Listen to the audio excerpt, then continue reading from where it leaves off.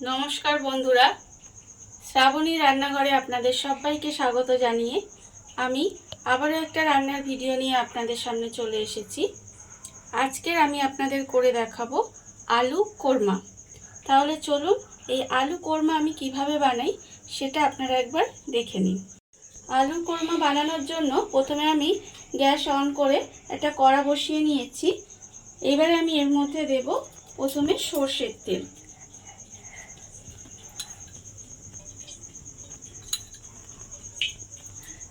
এখানে আমি প্রায় 3 চামচ মতো সরষের তেল দিলাম। দিয়ে তেলটাকে আমাকে প্রথমে একটু গরম করে নিতে হবে। তেলটা আমার গরম হয়ে গেছে। এইবারে এখানে আমি আলু একটু বড় বড় করে কেটে রেখে দিয়েছি, সেই আলুগুলো আমি তেলের মধ্যে দিয়ে দেব।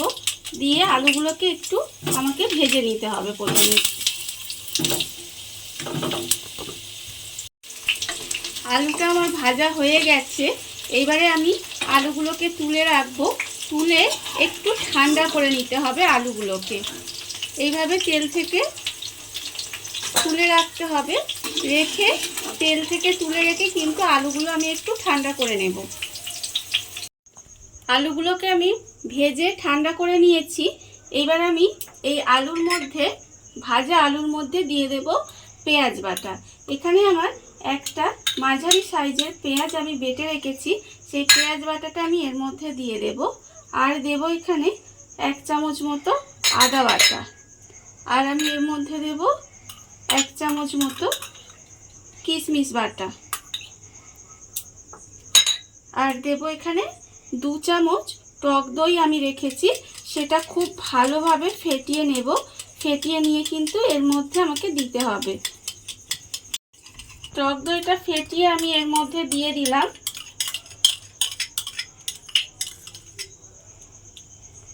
এইবারে আমি এর মধ্যে দেব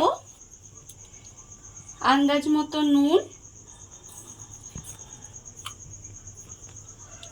আর আমি দেব 1/2 চামচ মতো চিনি। আর একটু দেব 1/4 চামচ মতো লঙ্কার গুঁড়ো। দিয়ে এইবারে এই সমস্ত মশলা খুব ভালোভাবে কিন্তু আমায় মাখিয়ে নিতে হবে। আর এটা ভালোভাবে মাখিয়ে আমি প্রায় 15 মিনিটের মতো রেস্টে রেখে দেব। 15 মিনিট আমি আলুটাকে মাখিয়ে এইভাবে রেখে দিয়েছি। এইবারে অন্যদিকে আমি গ্যাসটা আবারও অন করে নিয়েছি। অন করে নিয়ে যে আলু ভাজার তেলটা ছিল তার মধ্যেই কিন্তু আমি রান্নাটা করব। আলু ভাজার তেলের মধ্যে আমি দিয়ে দেব 1/2 চামচ মতো ঘি। এবারে এই তেল আর ঘিটা আমি একটু প্রথমে গরম হতে দেব। তেল আর ঘিয়ের মিশ্রণটা গরম হয়ে গেছে।